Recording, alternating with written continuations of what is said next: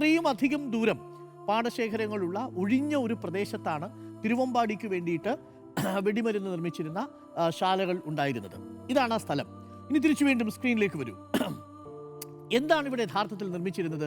തിരുവമ്പാടിയിലേക്കുള്ള വെള്ളിയാഴ്ച നടക്കാൻ പോകുന്ന സാമ്പിൾ വെടിക്കെട്ടിനുള്ള കുഴിമിന്നലുകൾ, ഡൈനോകൾ, ഒപ്പം തന്നെ ചെറിയ ഗുണ്ടുകൾ, ഇവ തെളിയിക്കാൻ ആവശ്യമായിട്ടുള്ള തിരികൾ, പിന്നെ മാലപ്പടക്കങ്ങൾ, ഇത്രയുമാണ് പ്രധാനമായിട്ടും ഇവിടെ ഈ പരിസരത്തുണ്ടായിരുന്ന താൽക്കാലികമായ ഷെഡ്. ഞാനൊരു താൽക്കാലികമായ ഒരു ഷെഡ് ഞാൻ പ്രേക്ഷകർക്ക് കാണിച്ചു തരാം.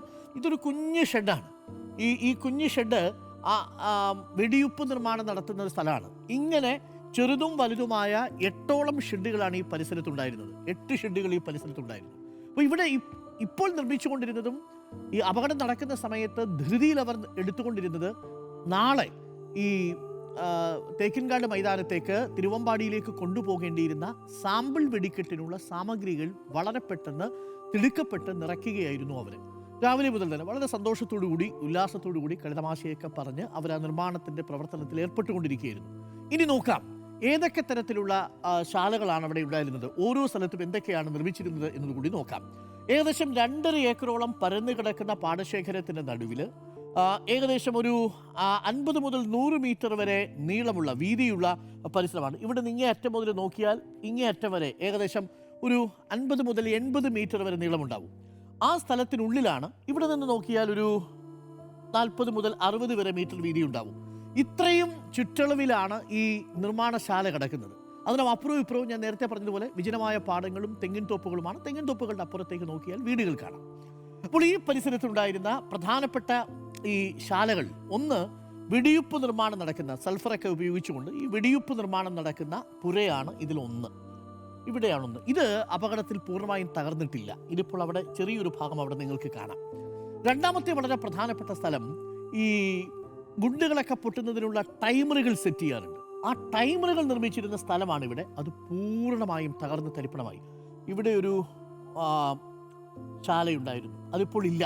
അത് പൂർണ്ണമായും തകർന്ന് തരിപ്പണമായി. മറ്റൊന്ന്, ഈ തിരിയുണ്ടല്ലോ, ഇപ്പോഴും നമ്മൾ ആ തിരിയിൽ തീ കൊളുത്തിയാണ് മാലപ്പടക്കങ്ങളാണെങ്കിലും ഗുണ്ടുകളാണെങ്കിലും കുഴിമിന്നലുകളാണെങ്കിലും ഒക്കെ പൊട്ടിക്കുന്നത്. ഗുണ്ടിൻ്റെയൊക്കെ പുറത്തിരിക്കുന്ന തിരി, ആ തിരി കരിമരുന്നിലിട്ട് ആണ് ഉണക്കാനിടുന്നത്. അങ്ങനെ തിരി ഉണക്കാനിടുന്ന പ്രദേശമായിരുന്നു ഇത്. അത് തിരികളെല്ലാം കൂടി ഇവിടെ ശേഖരിച്ചു വെക്കുകയും ചെയ്യും. യഥാർത്ഥത്തിൽ ഈ സ്പാർക്ക് ഉണ്ടാവുന്നത് ഇവിടെ നിന്നാണോ എന്നുള്ളതാണ് ഏറ്റവും പ്രധാനപ്പെട്ട ചോദ്യം. ഉണക്കാനിട്ട തിരി 3 മണിയോടുകൂടി തിരിച്ചു കൊണ്ടുവരുന്നുണ്ട്. അതായത് നല്ല വെയിലായതുകൊണ്ട് നേരത്തെ തന്നെ ഈ തിരികളെല്ലാം ഉണങ്ങി. അങ്ങനെ ഉണങ്ങിയ തിരികൾ പെട്ടെന്ന് വാരിക്കൂട്ടി എടുക്കുമ്പോൾ അത് തമ്മിലൊരു സ്പാർക്ക് ഉണ്ടാവുകയും ആ സ്പാർക്ക് ഉണ്ടായതിനു ശേഷം അത് പുകഞ്ഞു കത്തുകയും അവിടെ നിന്ന് ആദ്യത്തെ ചീള് വെടിക്കോപ്പ് നിർമ്മാണശാലയിലേക്ക് വന്ന് വീഴുകയും ചെയ്തിട്ടുണ്ടോ എന്നുള്ളതാണ് ഒരു പ്രധാനപ്പെട്ട ചോദ്യം. ഇതാണ് വെടിക്കോപ്പ് നിർമ്മാണശാലയിൽ കൂടുതൽ ആളുകളും പണിയെടുത്തിരുന്നത് ഇതിൻ്റെ ഉള്ളിലും പുറത്തുമായിട്ടിരുന്നാണ്. നമുക്ക് കിട്ടിയ ദൃശ്യങ്ങളിൽ പുറത്തിരുന്ന് പണിയെടുത്തുകൊണ്ടിരുന്ന തൊഴിലാളികളെ കൂടി കാണാം. പ്രായമായവരുണ്ട്. 3 വനിതകൾ ഇന്നലെ രാവിലെ തന്നെ ഈ പ്രഭ അമ്മയടക്കം, ഭവാനി അമ്മയടക്കം, ഈ സുഭദ്ര അമ്മയടക്കം ഒക്കെ ഈ പണി ചെയ്തുകൊണ്ടിരുന്ന തൊഴിലാളികളെ ഇവിടെയാണ് നിങ്ങൾക്ക് കാണാൻ സാധിക്കുക. ആ വെടിപ്പുര പൂർണ്ണമായിട്ടും തകർന്ന് തരിപ്പണമായി. അവിടെ ഒരു തരിമ്പ് പോലുമില്ല. അങ്ങനൊരു സ്ഥലം നിന്നതിൻ്റെ ഒരു അടയാളം പോലും നിങ്ങൾക്ക് അവിടെ കാണാൻ കഴിയില്ല. മറ്റൊന്ന്, ഗുണ്ടും അമിട്ടുമെല്ലാം ഇത് സാധാരണ സ്ത്രീകളല്ല കൈകാര്യം ചെയ്യുന്നത്. സാധാരണ തിരി, മാലപ്പടക്കം ഇവയൊക്കെയാണ് സ്ത്രീകൾ കൈകാര്യം ചെയ്തതെങ്കിൽ ഗുണ്ട്, അമിട്ട്, കുഴിമിന്നൽ തുടങ്ങിയവയൊക്കെ കൈകാര്യം ചെയ്യുന്നത് പുരുഷന്മാരാണ്. ഇത് സെപ്പറേറ്റ് ആയിട്ടൊരു സംഭരണശാല ഇതിനു വേണ്ടി മാത്രമായിട്ടുണ്ട്. അത് നിർമ്മിച്ചിട്ട് ഈ സ്ഥലത്തേക്കാണ് വയ്ക്കുക. അത്യധികം ഉഗ്രസ്ഫോടന ശേഷിയുള്ള ഗുണ്ടുകളുള്ളത് ഇവിടെയാണ്. ആ പ്രദേശവും പൂർണ്ണമായിട്ടും ഛിന്ന ഭിന്നമായി പോയി. ഇങ്ങനെയൊരു സ്ഥലവുമില്ല. അപ്പോൾ ആദ്യം ഇത് 1 വെടിയുപ്പ് നിർമ്മാണത്തിൻ്റെ പുര, 2 തിരി ഉണക്കാനിട്ടിട്ട് അത് സൂക്ഷിക്കുന്ന സ്ഥലം, 3 ഇതിൻ്റെ ടൈമറുകൾ സ്ഥാപിക്കുന്ന സ്ഥലം, 4 ഇപ്പോൾ ഈ വെടിക്കോപ്പുകൾ നിർമ്മിക്കാൻ വേണ്ടിയിട്ട് ഉപയോഗിച്ചിരുന്ന സ്ഥലം, 5 ഈ ഗുണ്ട് നിർമ്മിക്കാൻ ഉപയോഗിച്ച സ്ഥലം. ഇനി മറ്റൊന്ന്, കരിമരുന്ന് തിരിയുടെ നിർമ്മാണശാലയുണ്ട്. ഇവിടെയാണ് കൂടുതലും സ്ത്രീകളൊക്കെ കൂടുതലും പണിയെടുത്തുകൊണ്ടിരിക്കുന്നത്. ഈ സ്ഥലത്താണ്. കാര്യം അവരാണ് ഈ തിരി, കരിമരുന്നിൻ്റെ വെടിക്കോപ്പുകൾ പൊട്ടിക്കാനുള്ള, തീ കത്തിക്കാനുള്ള തിരി ഉണ്ടാക്കുന്നത് ഇവിടെയാണ്. ഇതാണ് മറ്റൊരു സ്ഥലം, 6ാമത്തെ സ്പോട്ട്.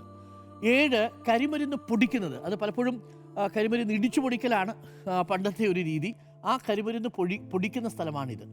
ഇതാണ് മാലപ്പടക്കം നിർമ്മിച്ചിരുന്ന സ്ഥലം. ഇന്നലെ ഏറ്റവും ഒടുവിൽ രാത്രി 8 മണിക്ക് ശേഷം നമ്മുടെ റിപ്പോർട്ടർമാർ അവിടെ നിന്ന് റിപ്പോർട്ട് ചെയ്യുന്ന സമയത്തും ഈ സ്ഥലത്ത് നിന്ന് ചെറിയ ചെറിയ സ്ഫോടനങ്ങൾ കേൾക്കുന്നുണ്ടായിരുന്നു. ഈ മാലപ്പടക്കം നിർമ്മിച്ചിരുന്ന സ്ഥലം. ഇത്രയും സ്ഥലങ്ങളാണ് പ്രധാനമായിട്ടും ഈ സ്ഫോടനം നടന്ന സ്ഥലത്തുണ്ടായിരുന്നത്. വെടിക്കെട്ടുപുരയിൽ വെടിയുപ്പ് നിർമ്മാണത്തിൻ്റെ സ്ഥലം, ടൈമർ നിർമ്മിച്ചിരുന്ന സ്ഥലം, തിരി ഉണക്കാനിട്ട സ്ഥലം, വെടിക്കോപ്പ് നിർമ്മാണശാല, ഗുണ്ടമിട്ട് നിർമ്മാണശാല, കരിമരുന്ന് തിരി നിർമ്മാണശാല, കരിമരുന്ന് പൊടിക്കുന്ന സ്ഥലം, മാലപ്പടക്കം നിർമ്മിച്ച സ്ഥലം.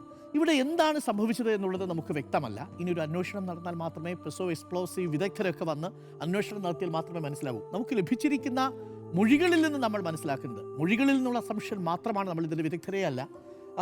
നിലവിൽ ഈ തിരി ഉണക്കാനിട്ട സ്ഥലത്തേക്ക് ഒരു 3 മണി ആയപ്പോഴേക്കും ഈ വെടിക്കോപ്പ് നിർമ്മാണശാലയിൽ ഉണ്ടായിരുന്ന ആളുകൾ ഉണക്കാനിട്ടിരുന്ന തിരിയെടുത്ത് മാറ്റിവെക്കാൻ പറയുന്നുണ്ട്. ആ സമയത്തേക്ക് തിരി ഉണക്കാനിട്ടിരുന്ന സ്ഥലത്തേക്ക് ചെല്ലുമ്പോൾ അവിടെ നേരത്തെ തന്നെ, അതായത് തിരിയെല്ലാം ഉണങ്ങി നല്ല സെറ്റായിട്ടുണ്ട്. അവ എടുത്ത് വെക്കുന്നതിനിടയിൽ നല്ല ചൂടാണ് ഇന്നലെ. ആ സമയത്ത് അവ തമ്മിൽ കൂട്ടിമുട്ടുകയും തിരികൾ തമ്മിൽ കൂട്ടിമുട്ടി ഒരു സ്പാർക്ക് ഉണ്ടായതാണോ? ഇതാണ് ഇവിടെ ചോദ്യം ബലപ്പെടാനുള്ള കാരണം. അങ്ങനെ ഇവിടെ പുകഞ്ഞ് കത്തുകയും അതിൽ നിന്ന് തൊട്ടടുത്തുള്ള വെടിക്കോപ്പ് നിർമ്മാണശാലയിലേക്ക് സ്പാർക്ക് പടരുകയും അവിടെ നിന്ന് ഗുണ്ടമിട്ട് നിർമ്മാണശാലയിലേക്കും കരിമരുന്ന് തിരി നിർമ്മാണശാലയിലേക്കും പിന്നെ മാലപ്പടക്കം നിർമ്മിക്കുന്ന സ്ഥലത്തേക്കും കരിമരുന്ന് പൊടിക്കുന്ന സ്ഥലത്തേക്കും ഒക്കെ വളരെ പെട്ടെന്ന് പടരുകയായിരുന്നു എന്നുള്ളതാണ്. ഗുണ്ട് അമിട്ട് നിർമ്മാണശാലയിലെ സ്ഫോടനത്തിലാണ് ബാക്കിയുള്ള പ്രദേശങ്ങൾ മുഴുവൻ തകർന്ന് തരിപ്പണമാവുന്നത്. ഇവിടെ നിന്നുമാണ് തൊട്ടടുത്ത് 180 മീറ്റർ അകലെയുള്ള വീട്ടിലേക്ക് ഒരു വലിയ അമിട്ടിൻ്റെ ഒരു ഭാഗം പോയി വീഴുന്നതും അത് പൊട്ടി ആ വീടിൻ്റെ 2ാമത്തെ നിലയിൽ പോയി വീഴുന്നതും. പ്രേക്ഷകർക്കറിയാവുന്നതുപോലെ കുട്ടംകുളത്തെ പള്ളിയുടെ പ്രദക്ഷിണ വഴി ഇന്നലത്തെ പെരുന്നാൾ പരിപാടി ഇന്നലെയായിരുന്നു. ആ പരിപാടിക്ക് പങ്കെടുക്കാൻ വന്നിരുന്നവർ ആ വീട്ടിലുണ്ടായിരുന്നു, ചിലർ 10-30 പേര്. അവർ ഇരിക്കുന്ന സമയത്താണ് അവരുടെ വീടിൻ്റെ 2ാമത്തെ നിലയിലെ ചില്ല് പൊട്ടിച്ചുകൊണ്ട് ഈ ഗുണ്ടിൻ്റെ അമിട്ടിൻ്റെ ഒരു ഭാഗം അവിടേക്ക് പോയി വീണ് പൊട്ടുന്നത്. ആ വീടിൻ്റെ അലമാരയ്ക്ക് കേടുപാടുകൾ സംഭവിച്ചു, ചില്ലുകൾ തകർന്നു, ഭിത്തിക്ക് കേടുപാടുകൾ സംഭവിച്ചു, വാതിൽപ്പടികൾക്ക് കേടുപാടുകൾ സംഭവിച്ചു. ഇതെല്ലാം നമ്മൾ കണ്ടതാണ്. അത്യന്തം പ്രഹരശേഷിയുള്ള സ്ഫോടനമാണ് നടന്നത്. അപകടത്തിൻ്റെ വ്യാപ്തി കുറച്ചതാവട്ടെ ഈ പ്രദേശം മറ്റ് ജനവാസ മേഖലകളിൽ നിന്ന് അകന്നു നിന്നു എന്നുള്ളത് കൊണ്ടാണ്. ഒരു കാര്യം കൂടി പറയാം. ഇവിടെ ഈ സ്ഫോടനം നടന്ന് ഇവിടെ ഈ വെടിക്കോപ്പ് നിർമ്മാണശാലയിൽ ഉണ്ടായിരുന്ന മനുഷ്യരിൽ പലരുടെയും ശരീരഭാഗങ്ങൾ കണ്ടത് 150 മുതൽ 400 മീറ്റർ വരെ അകലെയാണ്. നോക്കൂ, ഇതെല്ലാം അവിടെ നിന്ന് ശരീരഭാഗങ്ങൾ തികയുന്ന ഈ സ്ഥലത്തു നിന്നൊക്കെ ശരീരഭാഗങ്ങൾ പലതും വീണ്ടും കിട്ടിയിരുന്നു എന്നുള്ളതാണ്. ഏകദേശം 300 മീറ്ററോളം 400 മീറ്ററോളം അകലെ വരെ ശരീരഭാഗങ്ങൾ ചിന്നി ചിതറിയിരുന്നു എന്നുള്ളതാണ് ഇപ്പോൾ ദൃക്സാക്ഷികൾ പറയുന്നതും നമ്മുടെ ക്യാമറയിൽ നിന്ന് മനസ്സിലാക്കുന്നതും. ഇനി എന്ത് സംഭവിച്ചു എന്നതാണ് അറിയേണ്ടത്. അത് വിദഗ്ധർ പറയട്ടെ.